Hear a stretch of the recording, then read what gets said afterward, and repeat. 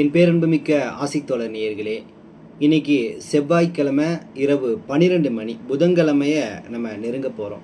இந்த நேரத்தில் இந்த காணொலியை ஏன் பதிவு செய்கிறேன்னா, இன்னைக்கு காலையிலிருந்து நடந்த சம்பவங்கள் இந்த நேரத்தில் கிட்டத்தட்ட ஒரு உச்சநிலையை நோக்கி போயிருக்கு.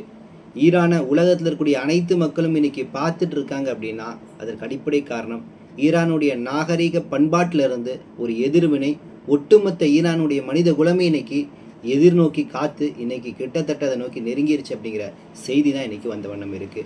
ஸோ இந்த செய்திகளை குறித்து தான் சற்று விரிவாக இந்த காணொலியில் பார்க்க போகிறோம். பார்ப்பதற்கு முன்னாடி நமது ஆசிக் தோழர் என்ற இந்த சேனலை மறக்காமல் சப்ஸ்கிரைபர் செய்து உங்கள் உறவினர்களுக்கும் நண்பர்களுக்கும் இந்த செய்தி போயிருங்க. மறக்காமல் கீழே இருக்கக்கூடிய பெல் ஐக்கானை கிளிக் பண்ணுங்கள். இதன் வழியாக நமது செய்திகள் உடனுக்குடன் உங்களை வந்தடையும். வாங்க, வரலாற்றில் ஒரு முக்கியமான தருணத்தை பற்றி பார்ப்போம். என் பேரன்புமிக்க ஆசிக் தோழர் நேயர்களே, ஈரான், இஸ்ரேல், அமெரிக்கா இந்த போர் ஆரம்பித்து கிட்டத்தட்ட 40 நாள் ஆயிடுச்சு. இந்த வேளையில் அமெரிக்காவுடைய ஏகாதிபத்திய தலைவர் டொனால்டு ட்ரம்ப் எப்படியாவது ஈரானை அழிக்கணும், ஈரானில் ஒரு ஆட்சி மாற்றத்தை கொண்டு வரணும், ஈரான் எப்படி மற்ற அரபு நாடுகள் நமக்கு அடிமையாக இருந்து நமக்கு சேவை செய்து கொண்டு தனது நாட்டில் இருக்கக்கூடிய வளங்களை நமக்கு தாரை வார்த்து கொடுக்குதோ, நாம் ஒரு சுற்றுப்பயணம் போனோம்னா பல மில்லியன் டாலர்களை நமக்கு கொடுக்குதோ, அதுபோல ஒரு குவைத்து, கத்தாரு, பஹ்ரைனு, சவுதி இது போல ஈரானும் இருக்க வேண்டும் அப்படிங்கிற ஒரு நிலையை நோக்கி தான் இந்த போரை கிட்டத்தட்ட நெருக்கி இன்னைக்கு ட்ரம்ப் கொண்டு போயிட்டுருக்காரு. அதில் எந்த விதத்திலும் ஈரானுடைய மக்கள், ஈரானுடைய இராணுவம் கொஞ்சமும் அடிபணியாமல் இன்னைக்கு எதிர்த்து நின்று எதிர்வினை ஆட்சி கொண்டிருக்கிறது. அப்படின்னா உலகத்தில் ஆகச்சிறந்த ஒரு இனமாக, ஒரு மன தைரியம் கொண்ட மக்களாக, தலைவர்களாக இன்னைக்கு ஈரானுடைய மக்கள் இன்னைக்கு காணப்பட்டு கொண்டிருக்கிறார்கள். அதன் வெளிப்பாடு தான் இன்னைக்கு காலையிலிருந்து நடந்து கொண்டிருக்கக்கூடிய சம்பவங்கள். இந்த போர் ஆரம்பித்து 40 நாள் ஆச்சு. இதில் கிட்டத்தட்ட கடந்த 3 வாரத்தில் மட்டும் 4 முறை போர் நிறுத்த உடன்படிக்கையை கிட்டத்தட்ட கொண்டு போயிட்டு எச்சரிக்கையை ட்ரம்ப் கொடுத்துட்டு திரும்பி வந்துடுறாரு. 3 வாரத்தில் 4 முறை கால நீட்டிப்பு என்பது நடந்திருக்கு. இந்த கால நீட்டிப்பில் ஒரு நல்ல விஷயமும் நடக்கலை. இதில் இன்னைக்கு ஈரான் தெளிவாக ஒரு நிலைப்பாட்டுக்கு வந்துருச்சு. இனிமேல் அமெரிக்காவோட எந்த ஒப்பந்தமும் நாம் போடக்கூடாது, நாம் சொல்வதை தான் இனி அமெரிக்கா கேட்க வேண்டும் என்று சொல்லி இறுதியாக பாகிஸ்தான், துருக்கி, கத்தார் போன்ற நாடுகள் வழியாக கிடைத்த செய்தி என்னன்னா, இனிமேல் இந்த போரை நீங்கள் உடனடியாக நிறுத்தணும் அப்படின்னு சொல்லக்கூடிய பழைய ஏகாதிபத்திய ஆதிக்க மனநிலையிலிருந்து ட்ரம்ப் தனது அறிக்கையை வெளிப்படுத்துகிறாரு. அதற்கு ஒரே பதில் தான் ஈரான் கொடுக்குது. நீ சொல்கிறத நாங்கள் கேட்க மாட்டோம், நாங்கள் சில விஷயத்த சொல்கிறோம் பாருன்னு சொல்லிட்டு சில விஷயங்களை சொல்லுது. உடனடியாக போர் நிறுத்தத்தை கொண்டு வரணும். ஈரான் பகுதியை சுற்றி இருக்கக்கூடிய துருப்புக்கள், குறிப்பாக மத்திய கிழக்கில் இருக்கக்கூடிய பேஸ் நிலையங்களை எல்லாத்தையும் எடுக்கணும். அதை விட ஒரு சிறப்பான விஷயம் என்னென்னா, ஈரான், லெபனான் மற்றும் காசா இந்த பகுதியிலிருந்து எல்லா இஸ்ரேலுடைய துருப்புக்களும் வெளியேறணும். ஹர்மூஸ் நீரிணை எங்களுக்கானது, அதற்குரிய சுங்க வரிகளை நாங்கள் தான் போடுவோம் அப்படின்னு சொல்லக்கூடிய ஸ்ட்ரிக்டான பல்வேறு கண்டிஷனை ஈரான் தெளிவாக முன் வச்சிச்சு. அது ஒரு காலம் அமெரிக்கா ஏற்றுக்கொள்ளலை. அதை தாண்டி ட்ரம்ப் கடைசியாக கொடுத்த காலக்கெடு 48 மணி நேரம். அந்த மணி நேரங்கள் ஓட ஓட ஓட இறுதியாக செவ்வாய்க்கிழமை காலையில் ஆரம்பித்து இரவை நோக்கி நெருங்கக்கூடிய அந்த நேரங்கள், அந்த காலங்கள் என்பது ஈரானுக்கு ஒரு கடைசி தருணம் அப்படிங்கிற மாதிரி தான் ட்ரம்ப் மனசில் நினச்சி எச்சரிக்கையை கொடுத்துட்டு இருந்தார். ஸோ அந்த தருணங்கள் தான் இன்னைக்கு காலையிலிருந்து ஒரு பெரிய பரபரப்பாக உலகம் முழுக்க பேசப்பட்டுச்சு. செவ்வாய்க்கிழமை காலை பல்வேறு இடங்களை சுற்றி ஈரானுடைய மக்கள் சென்று கொண்டிருக்கிறார்கள். ஏன்னா ட்ரம்ப் எச்சரிக்கை செய்த விஷயங்கள் என்னென்னா, ஈரானுடைய உள்கட்டமைப்புகள் எல்லாத்தையும் நாங்கள் அழிக்க போகிறோம். குறிப்பாக அங்கே இருக்கக்கூடிய மேம்பாலங்கள் அழிக்க போகிறோம், அங்கே இருக்கக்கூடிய மின் நிலையங்களை அழிக்க போகிறோம், அதே போல் அங்கே இருக்கக்கூடிய அணு உலைகளை அழிக்க போகிறோம், நீர் சுத்திகரிப்பு நிலையங்களை அழிக்க போகிறோம்னு சொல்லிட்டு உள்கட்டமைப்புகள் எல்லாத்தையும் அழிக்க போகிறோம் ட்ரம்ப் ஒரு எச்சரிக்கையை கொடுக்குறாரு. இன்னொரு பக்கம் இஸ்ரேல் என்ன அறிவிப்பை கொடுக்குது, ஈரானில் இருக்கக்கூடிய ரயில்வே தடங்கள், ரயில்வே பாதைகள், ரயில் நிலையங்கள், ரயில் பெட்டிகள் என்ற அனைத்து விஷயங்களும், போக்குவரத்து சார்ந்த விஷயங்களையும் அழிக்க போகிறோம்னு சொல்லக்கூடிய ஒரு எச்சரிக்கை இஸ்ரேல் ஒரு பக்கம் கொடுக்குது. ஸோ ஈரானுக்கு இது மிகப்பெரிய சொத்தாக இருக்குது. கிட்டத்தட்ட ஒரு மின்சார ஆலை உருவாக்குவதற்கு பல ஆண்டுகள் ஆகும், பல மனித உழைப்புகள் தேவை, பல மில்லியன் டாலர்கள் செலவு செய்ய வேண்டும். இவ்வளவு விஷயங்கள், இவ்வளோ ஆண்டுகள் பாதுகாத்த அந்த பொக்கிஷத்தை, அந்த வளத்தை அழிக்கக்கூடிய நிலைக்கு ட்ரம்ப் போகும்போது தான் ஈரானுடைய அரசு ஒரு அறிவிப்பு கொடுக்குது, யாரும் மின் ஆலைகளை சுற்றி நிற்காதீங்க, அது உயிருக்கு ஆபத்துன்னு சொல்லக்கூடிய ஒரு எச்சரிக்கையும் ஒரு அட்வைஸையும் பண்ணுது. ஆனால் அந்த மக்கள் வீரத்திற்கு பெயர் போனவர்கள். இன்னைக்கு அந்த மக்கள் எப்படி நின்றுருக்காங்க தெரியுமா? மனித சங்கிலிகளாக ஈரானில் இருக்கக்கூடிய உள்கட்டமைப்புகள், நான் சொன்ன அந்த மேம்பாலம், மின் உற்பத்தி ஆலயம், இது போன்ற இடங்கள் இருக்குல்ல, இதை சுற்றி மனித சங்கிலியாக இன்னைக்கு நின்றுருக்கிறாங்க. அரசு எச்சரிக்கை செய்து மடிந்தால் இந்த நாட்டுக்காக மலிவேன் அப்படின்னு சொல்லிட்டு இன்னைக்கு அந்த மக்கள் களத்தில் நிற்கிறாங்க. இதே இஸ்ரேல் என்ன பண்ணுச்சு, ஒரே ஒரு அறிவிப்பு வந்துருச்சு ஈரான் இருந்த பின்னாடி எல்லா மக்களும் பங்கர் பஸ்டரில் போய் உயிருக்கு பயந்து பதுங்கிட்டாங்க. இன்னும் சொல்லணும்னா நெத்தன்யாஹூ, கேலன் போன்றவர்கள்லாம் பங்கருக்குள்ளேயே ஒரு வாரம் பதுங்கிட்டு இருந்தாங்க, உயிர் முக்கியம் அல்லவா அப்படின்னு. ஆனால் உயிரை துச்சமன நினைத்து இன்னைக்கு ஈரான் மக்கள் எல்லாமே பொது வெளியில் நீ தாக்குனா தாக்கு, நீ டைம் கெடுக்குடுனா கொடுன்னு. எனக்கு கிட்டத்தட்ட 8 மணியை நெருங்கும் போது தான் அந்த காலக்கெடு முடியுது. 8 மணி முடிஞ்சு இப்போ கிட்டத்தட்ட அந்த தாக்குதல் நடந்துட்டு இருக்கு. அந்த செய்தியை நான் சேர்த்து சொல்கிறேன்.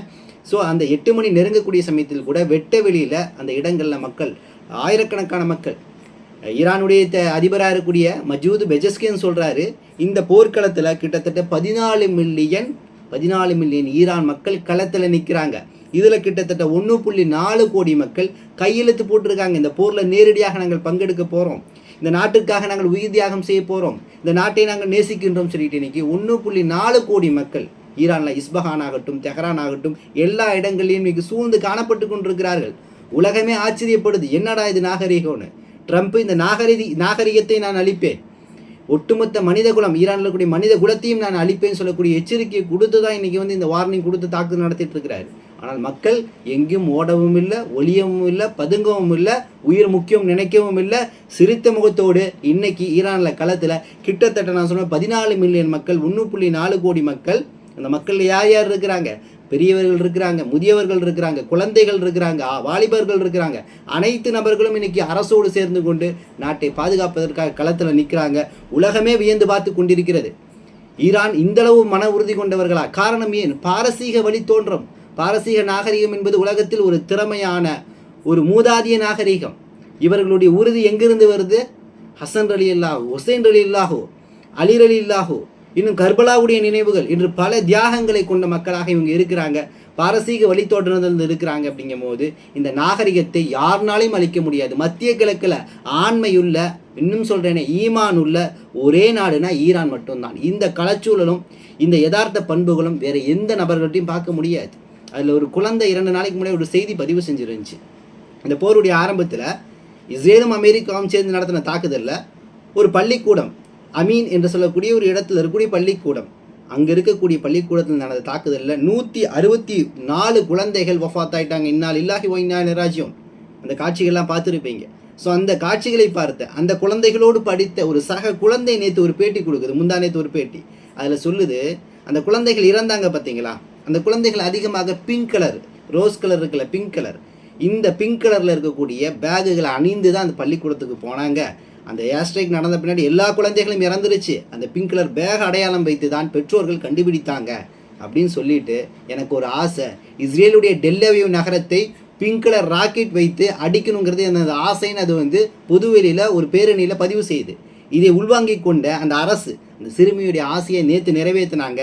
நேற்று ஈரானிய மிசைல் இருக்குல்ல, இந்த மிசைல் பிங்க் கலர் மிசைலாக இருந்துச்சு. இந்த பிங்க் கலர் மிசைல், அதில் அந்த பிள்ளையோட பேர் கிட்டத்தட்ட நினைக்கிறேன் போட்டு பிங்க் கலர் மிசைலை டெல்லவியில் அனுப்பி டெல்லவியில் ஒரு முக்கியமான இடங்கள் மேலே தாக்குதல் நடந்துச்சு. இந்த அளவு மக்களுக்கும் அரசுக்குமான இணக்கம் என்பது மிகப்பெரிய அளவில் இருக்குது. ஆனால் 2 மாதங்களுக்கு முன்னாடி ஈரானில் கலவரம் நடக்குது, ஆர்ப்பாட்டம் நடக்குது. மஜூத் பெஜஸ்கியனை அகற்ற பார்க்குறாங்க. குறிப்பாக கொமேனியுடைய குடும்பம் இருக்கக்கூடாது, ஆட்சி கவிழ்க்கணும், ரேசா பஹர்வியுடைய ஆட்சி தான் வரணும்னு சொல்லக்கூடிய அந்த கேள்விகள், அந்த பதில்கள்லாம் நீங்கள் பார்த்துருப்பீங்க. இந்தியாவுடைய சங்கி ஊடகங்கள்லாம் அதை தூக்கி பெருசாக பேசிகிட்டு இருந்தாங்க.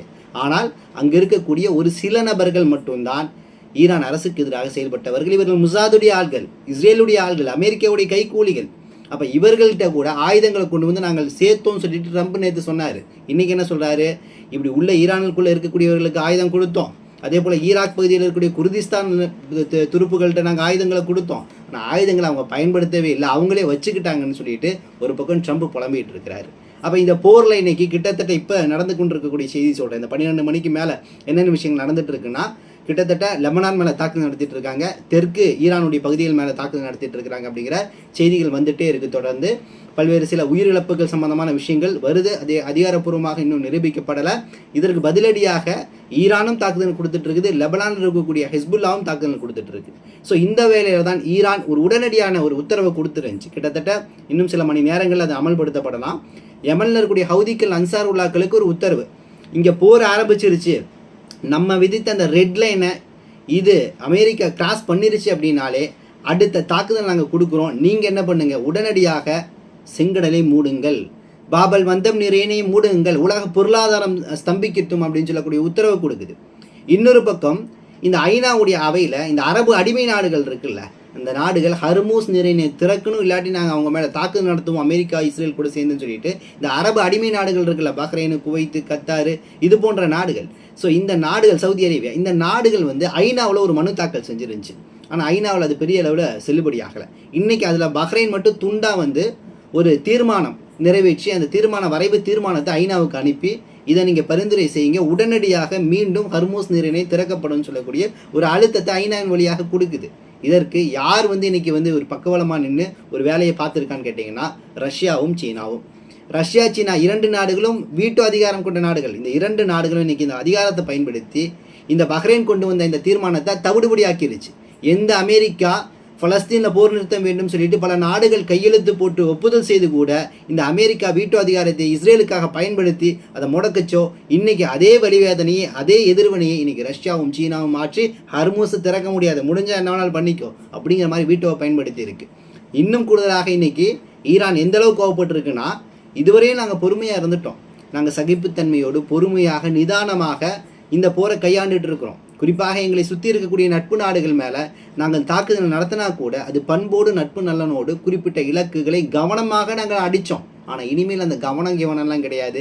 எல்லா இலக்குகளும் அமெரிக்க பேஸ் நிலையங்கள் மட்டும் கிடையாது, சொத்துக்கள் கிடையாது, அனைத்தையும் நாங்கள் சூறையாட போகிறோம், அடிக்க போகிறோம்னு சொல்லிட்டு இன்றைக்கி ஈரான் எச்சரிக்கை கொடுத்துருக்கு. ஏன் இந்த காலத்தில் இன்றைக்கி இந்த கொடுத்த காலக்கெடு, அந்த காலக்கெடுவில் அமெரிக்கா நடத்தக்கூடிய தாக்குதலுக்கு பின்னாடி சவுதி அரேபியா இருக்குது, UAE இருக்குது, பஹ்ரைன் இருக்குது. சவுதி விரும்புது இந்த போரில் நீங்கள் ஈரானை ஒன்றுமில்லாம ஆக்குங்க, அவர்கள் எங்களுக்கு மிகப்பெரிய ப்ரெஷராக இருக்காங்கன்னு சொல்லிட்டு இந்த அளவு இன்றைக்கி வந்து சூழல் மிகப்பெரிய அளவில் போயிட்டுருக்கு அப்படிங்கிற ஒரு விஷயத்தை தொடர்ந்து நம்ம இங்கே பார்க்க முடியுது. இதே வேளையில் சமீபமாக ஈரான் வந்து பாகிஸ்தானில் இந்த காலக்கெடு இருக்குல்ல, அதாவது டிப்ளமேட்டிக் உறவு எல்லாத்தையும் முடிச்சுட்டாங்க. அதான் நான் சொல்லிடுறேன், இந்த போர் ஆரம்பிக்கிறதுக்கு முன்னாடியே டிப்ளமேட்டிக் உறவு தான் அமெரிக்காவுக்கும் இவங்களுக்கும் மத்தியில் கம்யூனிகேஷன் இருந்திருக்கும்ல, நேரடி தொடர்பு இருக்கும், மறைமுக தொடர்பு, பேச்சுவார்த்தைன்னு சொல்லிட்டு எல்லா கம்யூனிகேஷனையும் டிப்ளமேட்டிக் உறவு, ராஜாங்க ரீதியான உறவு எல்லாத்தையும் துண்டிச்சிட்டாங்க. 2 பேத்துக்கும் எந்த பேச்சுவார்த்தையும் இல்லை. இது துண்டிப்பதற்கு முன்னாடி பாகிஸ்தான் ஒரு செய்தியை சொல்லியிருக்கு ஈரான், என்னன்னா எங்களிடம் 15,000 ஏவுகணைகள் இருக்குது, இது எல்லாமே பெலஸ்டிக் மிசைல்கள், குரூஸ் மிசைல்கள், ஹைப்பர்சோனிக் மிசைல்கள் இருக்குது, ட்ரோன்கள் எங்கள் கைவசம் இருக்குது, ஃபத்தாஹ் போன்ற நவீன தொழில்நுட்பங்கள் இருக்குது என்று சொல்லக்கூடிய எல்லா விஷயங்களும் சொல்லிட்டு கூடுதலாக 45,000 ஆளில்லா விமானங்கள் இருக்குது அப்படின்னு சொல்லக்கூடிய செய்தியும் வந்து பாகிஸ்தானில் இது வந்து சொல்லியிருக்கு, அதாவது இந்த போர் ஆரம்பிக்கிறதுக்கு முன்னாடி. ஸோ இந்தளவு வந்து தகவலை திரட்டி இன்னைக்கு சொல்லியிருக்கு. ஆனால் அமெரிக்காவுக்கு ஒரு பயம் இருந்துச்சு, இவ்வளோ அக்ரெசிவாக போகிறோமே, திடீர்னு இவங்க அணு ஆயுதத்தை பயன்படுத்திட்டா என்ன பண்ணுறது அப்படின்னு சொல்லிட்டு. அதற்கு வெள்ளை மாளிகையே ஒரு அறிக்கையை சொல்லுது, இவங்கள்ட்ட அணு ஆயுதம்லாம் இருக்கிற மாதிரி தெரியல, இவங்க நியூக்ளியர் வெப்பன்லாம் பயன்படுத்த மாட்டாங்கன்னு நினைக்கிறேன்னு சொல்லிட்டு அது ஒரு கருத்தை முன் வச்சிருந்துச்சு. ஆனால் ஈரானை பொறுத்த வரைக்கும் இப்போவும் அணு ஆயுதத்தை அவங்க தயாரிக்கலை, பயன்படுத்தலைங்கிற நிலைப்பாட்டில் மட்டும்தான் இருக்கிறாங்க. அணு ஆயுதத்திலே டாக்டிக்கல் வெப்பன்ஸ்ன்னு சொல்லுவாங்க, அதாவது அணு ஆயுதம் அப்படின்னா உங்களுக்கு தெரியும், ஒரு சின்ன அணு ஆயுதத்தை பயன்படுத்தினா கூட ஒரு பெரிய அழிவை ஏற்படுத்திடும். ஆனால் இந்த டாக்டிக்கல் வெப்பன்ஸ் இருக்குது பார்த்தீங்களா, அது வந்து அணு ஆயுதத்தை உருவாக்குறதுலேயே ஒரு சிறிய பிரிவு, ஒரு சின்ன அளவிலான அணு ஆயுதங்களை ஒரு சின்ன டிஃப்ரெண்ட்டான வெப்பன்ஸை பயன்படுத்தி ஒரு குறிப்பிட்ட இலக்கு, அந்த இலக்கில் வந்து பெரிய அழிவு ஏற்படுத்தணுங்கிறதுக்காக சில நாடுகள் இன்றைக்கும் தயாரித்து வச்சுருக்கு, ரஷ்யா போன்ற நாடுகள்லாம். ஸோ அது போல் சில ஆயுதங்கள் ஈரான் கைவசம் இருந்துச்சுன்னா இந்த போர் ஆரம்பிச்சு கிட்டத்தட்ட 1 நாள் 2 நாளில் ஒரு பெரிய அழிவு வந்து இஸ்ரேலுக்கு ஏற்படுத்தும் அப்படிங்கிறது நம்ம பார்க்க முடியுது. ஆனால் இதில் இஸ்ரேல் வந்து இன்றைக்கி பெரிய அடியை வந்து ஏற்படுத்த போது இஸ்ரேலில் இங்கே ஈரான் மக்கள்லாம் வெளியே நிற்கிறாங்க. இஸ்ரேல் மக்கள்லாம் இஸ்ரேலுடைய வடக்கு பகுதி டெமோனா, அந்த அணு உலை இடங்கள் என்று பல இடங்களில் காலியாக கிடக்குது. சைரன் ஒளி ஒழிச்சு மக்கள்லாம் பங்கர் பஸ்டரில் போய் ஒளிஞ்சு பயந்துட்டு கிடக்கிறான், என்னடா ஆக போகுதுன்னு. இதோட விஷயம் என்னன்னு கேட்டிங்கன்னா, இன்றைக்கி வந்து உடனடியாக அமெரிக்காவுடைய தலைவர் டொனால்டு ட்ரம்ப்பை அதிகாரத்திலேருந்து நீக்கணும்னு சொல்லக்கூடிய ஒரு தீர்மானம் இன்றைக்கி வந்து நிறைவேற்றப்படுவதற்கான ஒரு கையெழுத்து ஏற்பட்டிருக்கு காங்கிரஸில். அதை பற்றி தெளிவாக நான் சொல்லிடுறேன். காங்கிரஸில் பார்த்தீங்கன்னா ட்ரம்ப்பை வந்து பதவியிலிருந்து நீக்கலாம், அல்லது அதிபர் பதவியிலிருந்து துணை அதிபருக்கு அந்த பதவியை மாற்றலாம், அல்லது அவரை ஒட்டுமொத்தமாக அவருடைய அதிகாரத்தை நம்ம பிடுங்கலாம் அப்படின்னு சொல்லக்கூடிய சரத்து பார்த்தீங்கன்னா 25வது சரத்து. இந்த 25வது சரத்தின் அடிப்படையில் சில திருத்தங்களை கொண்டு வந்து காங்கிரஸில் வந்து இதை நிறைவேற்ற முடியும் அப்படின்னு சொல்லக்கூடிய ஒரு சூழல் இருக்குது. ஸோ இதை தெரிந்து கொண்டு அங்கே இருக்கக்கூடிய கிட்டத்தட்ட 24 காங்கிரஸ் உறுப்பினர்கள் கையெழுத்து போட்டு ட்ரம்ப் அதிகாரத்திலிருந்து நீக்கணும்னு சொல்லக்கூடிய ஒரு முயற்சியில் ஈடுபடுறாங்க. ஏன்? ட்ரம்ப் கிறுக்குத்தனமாக சில வேலையை பார்க்குறாரு, அந்த வேலை எல்லாமே அமெரிக்காவை பின்னடைய வைக்குது, பெரிய அளவில் நமக்கான பொருளாதார வீழ்ச்சி ஏற்படுத்திட்டு இருக்கு அப்படின்னு சொல்லக்கூடிய விஷயங்களை தான் முன்வைக்கிறாங்க. இன்னொரு பக்கம் இன்னைக்கு அமெரிக்காவுடைய பிரபலமான ஒரு ஊடகவியலாளர் CNN வேலை பார்த்துட்டு இருந்தார், டக்கர் கால்சன். ஸோ டக்கர் கால்சன் உங்களுக்கு தெரியும் நல்ல கருத்துக்களை முன்வைக்கிறாரு. ரஷ்ய தலைவர் விளாடிமிர் புட்டின் கூட நல்ல ஒரு உரையாடலை கூட சில ஆண்டுகளுக்கு முன்னாடி முன் வச்சிருந்தாரு. அவர் ஒரு எச்சரிக்கையை கொடுக்குறாரு. என்னென்னா, என்றைக்குமே நாம தான் அதிகாரத்தில் இருக்கிறோம், நாம தான் வலிமை, நம்மள்ட்ட எல்லா பலமும் இருக்குன்னு சொல்லிட்டு ஒரு நாட்டை நீங்கள் நசுக்கணும்னு நினைச்சீங்கன்னா, அதுவும் குறிப்பாக சிவிலைசேஷன் கொண்ட ஒரு நாடு, நாகரிக பண்பாடு கொண்ட ஒரு நாட்டை நசுக்கணும்னு நீங்கள் நினைச்சீங்கன்னா அது மிகப்பெரிய ஆபத்து. அவர்களுடைய வளங்களை சுரண்ட வேண்டும், அவருடைய பொருளாதாரத்தை சுரண்ட வேண்டும், எண்ணெய் வளத்தை சுரண்ட வேண்டும் என்று நினைத்தீர்கள் என்றால் அது ஆபத்து. காரணம் ஏன்? இந்த சைக்கிள் அப்படியே தலைகீழ மாற வாய்ப்பு இருக்குது. நம்மள்ட்ட இருக்கக்கூடிய இதே அதிகார பலம் வேறு ஒரு கைக்கு மாறுச்சு அப்படின்னா, இது ஒரு ட்ரெண்டாக நீங்கள் செட் பண்ணிட்டீங்கன்னா, இந்த ட்ரெண்டு நாளைக்கு வேறு ஒரு நபருக்கு மாறலாம். அவர்கள் நம்மளை அதிகாரப்படுத்தலாம், வளங்களை சுரண்டலாம். என்ற அதிகாரம் இருந்துச்சுன்னா உன் பொருளாதாரத்தை உன்னை கேட்காமே உன்றிருந்து நான் எடுப்பேன் அப்படிங்கிற நிலையை உருவாக்கலாம். அதனால் கவனமாக இருங்க. ட்ரம்ப்னு சொல்லக்கூடிய எச்சரிக்கையை டக்கர் கால்சன் கொடுத்துருக்காரு. அதே போல் மதத்தை வைத்து பிரிவினை செய்யாதீர்கள். என் மதம் பெருசு, உன் மதம் பெருசுலாம் பேசாதீங்க. அவன் நம்பிக்கை அவனுக்கு முக்கியம் அப்படிங்கிற அடிப்படையிலையும் சில புத்திமதிகளை டக்கர் கால்சன் வந்து இன்னைக்கு கொடுத்துருக்கிறாரு. ஸோ இந்த அளவு இன்னைக்கு வந்து இந்த போருடைய சூழல். அதனால் நிச்சயமாக ஈரானுடைய மக்களுக்காக அதிகம் துவா செய்யுங்கள். உலகமே காணாத அளவுக்கு இன்னைக்கு நெஞ்சிரத்தோடு களத்தில் இன்னைக்கு நின்றுருக்கிறாங்க. இந்த போர் உலகத்தில் ஒரு முக்கியமான ஒரு போராக, ஒரு முக்கியமான தருணமாக இன்னைக்கு பார்க்கப்படுகிறது. இந்த நேரத்தில் ஈரான் மக்கள் எந்த அளவு வந்து செயல்படுறாங்க அப்படிங்கிறதெல்லாம் நிச்சயமாக நமக்கு ஒரு படிப்பணியாக இருக்குது.